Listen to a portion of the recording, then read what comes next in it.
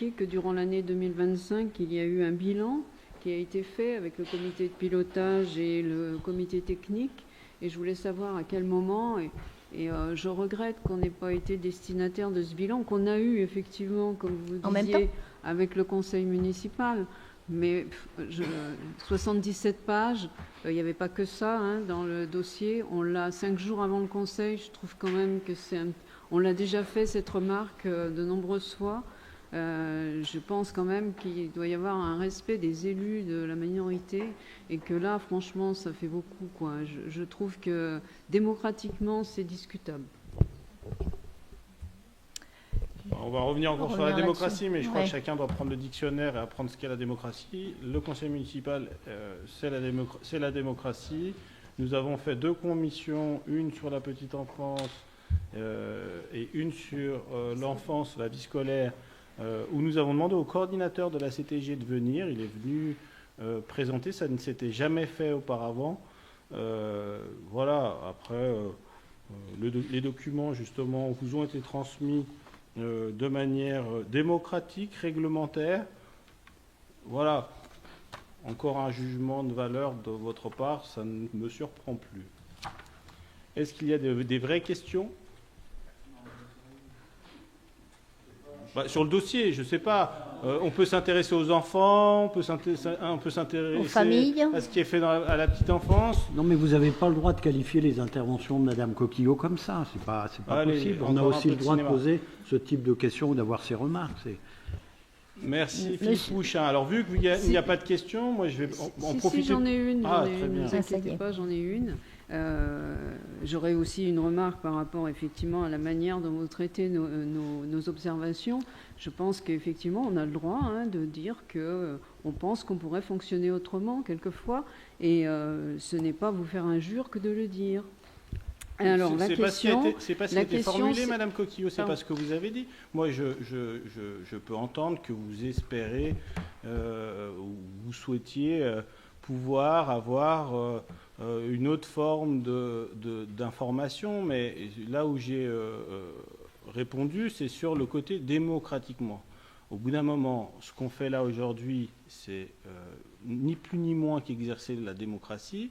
Que vous souhaitiez que l'information passe différemment, c'est une chose, mais ça ne remet en aucun cas le principe démocratique. C'est sur ce point que je me permets d'intervenir, et si je me trompe, vous pouvez aujourd'hui m'expliquer. Je suis aujourd'hui très intéressé pour savoir en quoi le principe démocratique a été bafoué alors qu'on vous a envoyé, vous l'avez dit vous-même, l'ensemble des documents dans les temps. Je tiens aussi à dire que c'est facile, et ça fait peut-être partie de votre jeu, de venir à chaque fois sur ce jeu de la démocratie. Moi, je tiens à dire que ce contrat, c'est 1 an de travail par nos agents. L'ensemble de nos agents, c'est 1 an de travail de suivi de la part des élus uniquement sur le contrat. Je ne parle pas de pouvoir suivre les indicateurs. Alors en plus, ce que je dis, c'est pas que pour la commune de Laravoie, parce que ce contrat, il est fait à l'échelle du canton par la CAF, donc c'est l'ensemble, je vais mettre dans la boucle, l'ensemble des élus du canton qui ont travaillé chacun dans leur commune et dans leurs compétences respectives. Donc là, je vais parler en nom de tous. Et vraiment, c'est un travail colossal, avec des demandes de la CAF tout à fait légitimes qui permettent justement à chacun de pouvoir valoriser, vous avez pu le voir, l'ensemble de ce qui est fait. C'est pour ça que je suis assez surpris de voir que votre première question, elle se pose là-dessus et qu'elle n'est pas suivie d'une seconde instantanément, parce que quand vous prenez le rapport, on parle vraiment de choses concrètes. On parle de comment aujourd'hui on rend l'offre aux familles accessible, comment on s'occupe au niveau pédagogique de l'accompagnement des enfants, que ce soit de la petite enfance, de l'enfance et de la jeunesse. On parle de tout ce qui touche à l'être humain et à tous nos enfants de l'Aravoire, en tout cas dans nos compétences respectives, en partenariat avec la CAF. Donc excusez-moi du peu d'être très surpris de voir que voilà, la seule question qui vous préoccupe, c'est de nous reprocher de ne pas avoir pris prendre possession du bilan avant les délais dans lesquels on devait vous les communiquer. Excusez-moi du peu.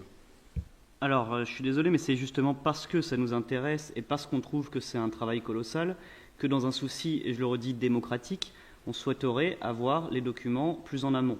En effet, si nous, élus, on veut bien faire notre travail, eh ben, il faut qu'on puisse décortiquer ce genre de documents, justement parce que c'est des documents qui touchent des aspects très importants de la vie de notre commune. C'est pour ça qu'on aimerait avoir plus de temps pour l'analyser, pour y apporter après nos contributions. Donc, je le redis, oui, ça pose un problème démocratique d'avoir ces documents au dernier moment, parce que nous, après, on n'a pas le temps de faire notre travail d'élu comme on aurait aimé le faire. Là, c'est un travail d'1 an qui a été fait pour faire ce document, et nous, on n'a que quelques jours pour l'analyser. Donc, on le redit, et ça ne nous empêche pas du tout, après, d'avoir des positions à faire sur le fond. On aurait aimé avoir d'autres remarques à faire sur le fond, et pour ça, il faudrait qu'on ait les moyens de travailler. Donc voilà, je vais laisser maintenant Viviane qui avait une autre question justement sur le document. Je vais juste la poser. Avant la question, pour clore cette histoire de rapport ou de dossier à voir avant, comme on dit chez nous, jamais 203, vous pourrez poser une troisième question au législateur puisque nous n'avons fait que répondre à la réglementation de la communication des documents en amont d'un conseil municipal. Donc, on n'a pas dit que vous ne respectiez pas la loi. Hein. Je vous inviterai à revoir ce que vous avez dit, Viviane. C'est à peu près ce que vous avez plus que sous-entendu. Non, on ne dit jamais que vous ne respectez pas la loi. Hein. Mais après, voilà, la loi, elle indique un minimum syndical à faire. Et on est quand même, nous, en demande qu'il y ait un peu plus pour pouvoir faire des débats un peu plus posés et d'un niveau un peu plus élevé. C'est tout. Moi, je voudrais rajouter quelque chose quand même. Je pense que le débat, il est vite fait, hein, parce que la seule personne qui a le fin mot de l'histoire, c'est la CAF. Hein. C'est une démarche partenariale et la stratégie, c'est elle qui l'impose.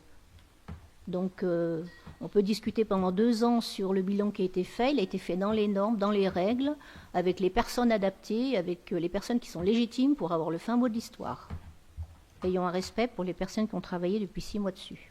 Oh, mais je vois absolument aucun rapport avec le fait de respecter les personnes qui ont travaillé sur ce rapport. Hein. Enfin, je ne vois pas quelle pierre vous auriez pu apporter à cet édifice. Dans ce cas-là, on n'en parle pas alors. Si on n'a rien à dire et que de toute façon, les personnes compétentes, elles ont déjà fait arrêtez tout ce qu'il de faire fallait. Des histoires où il n'y en a pas. Tout a été présenté, c'est le fruit du travail d'un mandat qui aujourd'hui, et c'est pas d'aujourd'hui, puisque avant le CTG, ça existait, ça s'appelait le CEJ. C'est le fruit d'un travail et de politique menée de mandat en mandat qui aujourd'hui est présenté à chacune des instances, à chacune des commissions.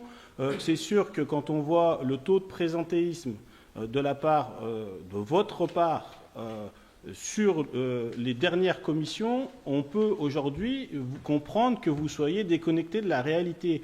On parle de petite enfance. Si vous parcourez le document, vous trouverez dans ce rapport uniquement des choses qu'on a dit et redit, c'est-à-dire des choses qui ont été présentées tout au cours du mandat dans les nombreuses commissions qu'il y a eu sur l'enfance et sur le scolaire. C'est la même chose. Donc au bout d'un moment, moi je veux bien qu'on me fasse un procès d'intention. Si vous venez pas aux commissions, c'est pas de ma faute. Non mais notre présence aux commissions, je vous rappelle que nous ne sommes pas indemnisés comme certains élus. Moi, je peux dire que j'ai participé beaucoup à la commission des finances. Il y a des noms d'élus dans la commission des finances que je n'ai jamais vu siéger en séance. Notre taux d'absentéisme en conseil municipal ou en commission, je pense que par rapport au nombre d'élus que nous sommes, il est très bas. Alors sur ce sujet-là, je pense qu'on n'a rien à se reprocher. On a une présence qui est, ce n'est pas nous qui choisissons les dates, on a aussi des impératifs, on a aussi nos obligations, comme tout un chacun, et je pense que sur ce terrain-là, c'est quand même un peu excessif ce que vous êtes en train de dire. Mais vous avez le droit de le dire si c'est ce que vous pensez. Si c'est ce que vous pensez. Par contre, je reviens au sujet parce que je crois que ce n'est pas la peine de discuter sur le fond. Mais quand on présente un dossier, il y a la forme et il y a le fond. Et une question de forme, c'est un sujet qu'on a déjà, qui est récurrent. Vous respectez la législation, monsieur le maire, il n'y a aucun doute, et vous la respectez même très bien, puisque évidemment, vous n'acceptez pas d'y déroger en quoi que ce soit. Alors, durant l'année, donc c'est fait cette question-là. On parle beaucoup des crèches, de l'accueil de la petite enfance, et notamment d'accueil qui devrait être diversifié. J'avais cru comprendre qu'il y avait un projet d'ouverture d'une crèche il y a quelque temps, pas loin du terrain de rugby. Qu'est devenu ce projet d'ouverture d'une crèche supplémentaire? Alors, je vois pas de quoi. Moi, je vois pas de quoi vous parlez. Je vois pas de quoi vous parlez. C'était inclus dans le projet qui devait sortir. Bah si, à la place des 2 maisons, rue Richelieu. L'ancien terrain de rugby. Voilà, rue Richelieu. Ah pardon, mais dans ma tête, le terrain de rugby, c'était à côté le nouveau terrain de rugby. Voilà. Eh ben, il y avait un projet d'installer une micro-crèche dans des bâtiments qui allaient se construire, et du coup, le projet du promoteur a été retoqué au tribunal administratif par des riverains qui ont déposé un certain nombre de recours, et donc, du coup, il n'y aura pas de bâtiments à cet endroit-là.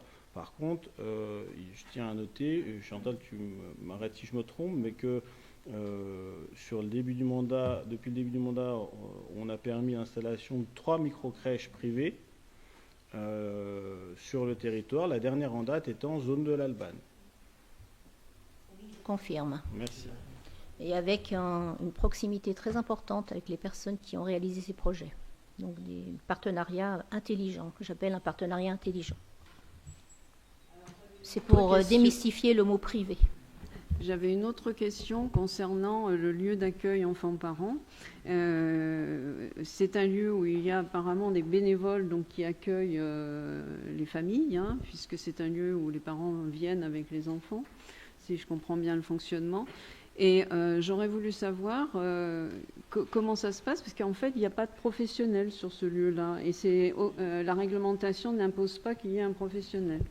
Alors, je vous renvoie au document qui concerne le deuxième dossier que je dois vous présenter. Vous avez toute une plaquette sur la définition d'un lieu d'accueil, la place des bénévoles, la charte qui a été constituée, et ainsi de suite. Et il y a effectivement un professionnel, c'est une auxiliaire qui est garante du système.